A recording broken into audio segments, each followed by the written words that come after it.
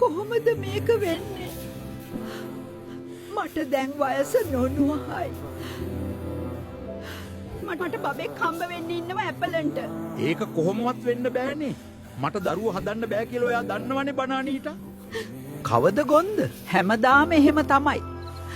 දොස්තර ඒක මට කියද්දිත් ඔයා එතන හිටියා. මට කනගාටුයි මිස්ටර් ඇප්ලන්ට්. ඔයාට කවදාවත් දරුවෝ හදන්න බෑ. ඒක මට දරුවෝ හදන්න බෑ කියලා ඔයා දැනගෙන හිටියා. මට සමා වෙන්න. අනේ මේක කරන්න එපා. අවුරුදු ගානකට පස්සෙත් ඔයා මෙහෙම කරයි කියලා මට හිතා ගන්න බෑ. යනවා ඉන්දියට. මට හිතා ගන්නවත් බෑ මේක. මට එයාව ඕනේ නෑ. මට මේක තනියම කරන්න පුළුවන්. අවුබා නිරෝගීව ඉන්නවා. බය වෙන්න එපා.